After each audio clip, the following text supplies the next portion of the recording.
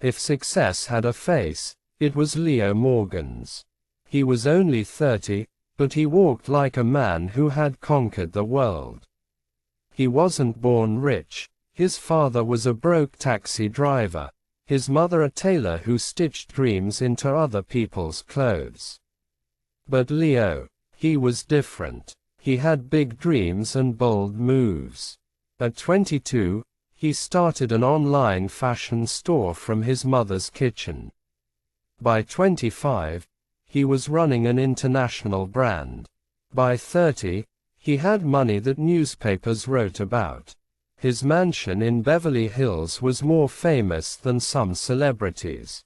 The pool glowed blue at night, the sound system could shake the street, and his closet, oh, that closet, looked like a designer museum. People said Leo could charm a stone to smile. And maybe he could. Every weekend, his mansion turned into paradise for the rich and beautiful. Music so loud it could make your heart dance. Drinks that sparkled like liquid gold. And women, lots of them. Every model, actress, influencer wanted to be seen with King Leo. But Leo had a secret game. He didn't believe in love. He believed in control. He used money to make people orbit around him, like the sun and its planets. And he enjoyed every bit of it. Leo Morgan didn't chase women, women chased him. He was tall, handsome, confident, and dangerously generous. He'd enter a restaurant and the waiters would whisper, "He's here." He'd smile at a girl, and she'd blush like she'd been caught by magic. He had one philosophy: if love is a game, money is the cheat code. He'd buy women gifts so expensive they'd cry. He'd whisper sweet lies under expensive chandeliers. He'd promise forever, but his forever usually lasted 3 weeks. He loved the thrill, the chase, the attention. One night, his best friend Mark laughed and said, "Bro, you're going to end up broke if you keep turning love into an investment." Leo smirked, swirling his glass of wine. "Investment? Please. I'm just renting happiness. Besides, I can always buy more." He thought he was untouchable. Until he met the one woman he couldn't buy. Her name was Vanessa Hart, and she didn't fall for tricks. Leo saw her at a charity gala in Hollywood. She wore a simple red dress, no diamonds, no designer label, just class. Her beauty was quiet, elegant, dangerous. Leo walked up with his usual grin. "Hi, I'm Leo Morgan. Can I buy you a drink?" She looked at him with calm eyes and said, "No, thank you. I can afford mine." Leo froze. Did she just? Yes, she did. That small rejection hit his ego like a slap, and it fascinated him. He followed her, tried to make small talk. She wasn't impressed by his fame, his car, or his money. When he boasted about his businesses, she said, "That's great, but do you ever rest? Or are you just chasing numbers?" No woman had ever spoken to Leo like that. By the end of the night, Vanessa gave him her number, not because she was impressed, but because she was curious. For the first time, Leo was the one chasing. Vanessa was different. She didn't care about expensive dates. She preferred staying home, watching movies, eating pizza. She didn't want designer bags. She wanted conversations. She listened when he talked. She challenged him. And when she smiled, Leo felt something he hadn't felt in years: peace. He told Mark, "This one's special. She doesn't want my money."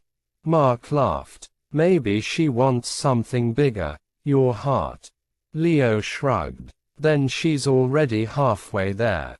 Weeks turned into months. Leo introduced her to his world, his business, his luxury, his people. She blended in perfectly. She made him laugh, made him calm, made him human again. One night, she whispered, "Leo, let me help you with your business. You work too hard. I have experience with finance." Leo hesitated, but he trusted her. He gave her access to his accounts, his company documents, even passwords. Just to help, he told himself. And she did help, or so he thought. Over the next few months, things started to change. Vanessa began to take business calls behind closed doors. She traveled more often. Just company work, she'd say. Leo didn't question her. Love had blinded him like sunlight in his eyes. His accountant called one morning.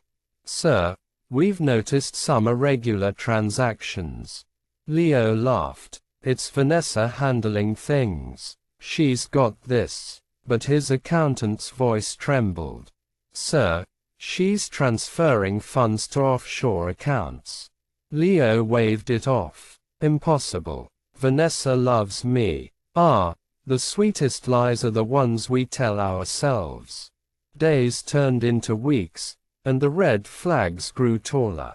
Vanessa stopped sleeping at home some nights. Her explanations were full of holes, but Leo didn't want to see them. Until one morning, she was gone. Leo woke up to silence. No Vanessa, no cars, no laughter. He rushed downstairs. The garage was empty. His Lamborghini, his Bentley, gone.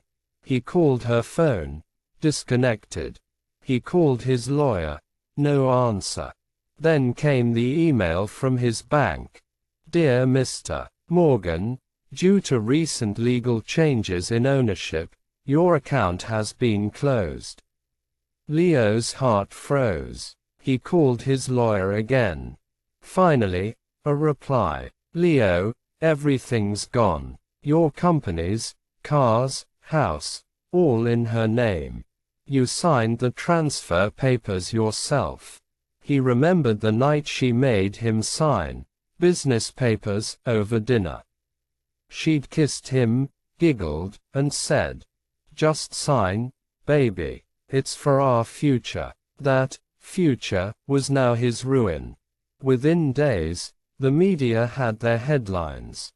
Playboy billionaire loses everything to his girlfriend. His friends stopped answering his calls. The women disappeared. His mansion was repossessed. Leo Morgan, once the king of Los Angeles, was now sleeping on a couch in a one-room apartment. He stopped looking at mirrors.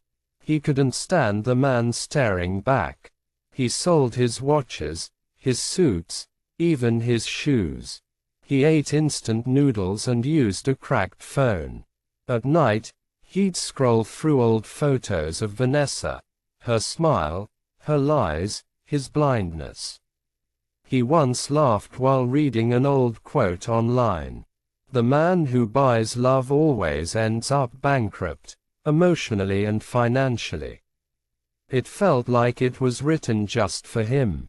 One night, he stood by his window watching the city lights, the same lights that once sparkled for him. Tears rolled down his face. He whispered, "I thought I had everything. Turns out, I only had illusions." But even broken men can rebuild, if they find their reason. Months passed. Leo started driving an Uber to survive. He worked quietly, wore simple clothes, and avoided attention. One day, he picked up a young man. Rich, proud, full of attitude. The guy was talking on the phone, bragging about how he played 3 girlfriends at once. Leo smiled quietly in the rearview mirror.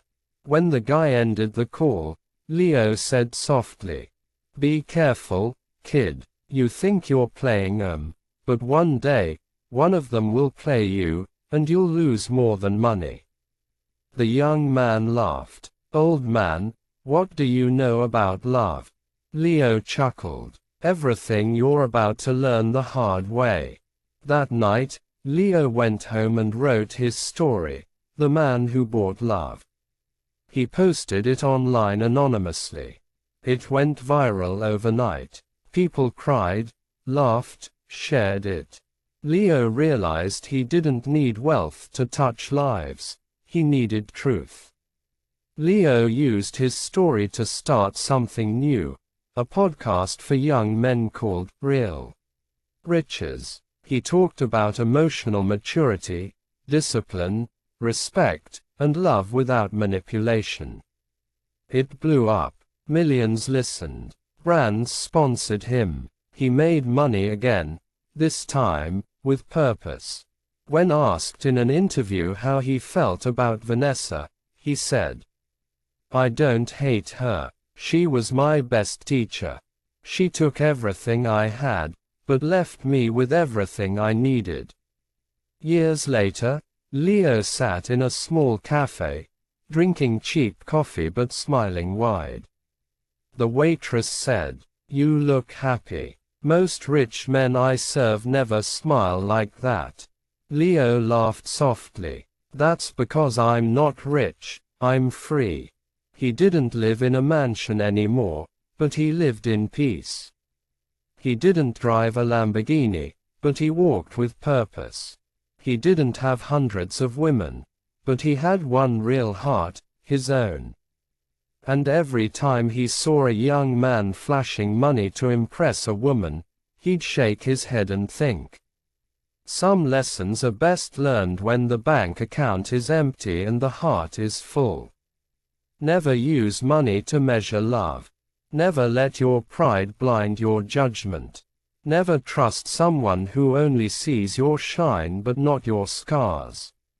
Love can build you, but fake love will break you. And remember, if you can buy it, it's not love.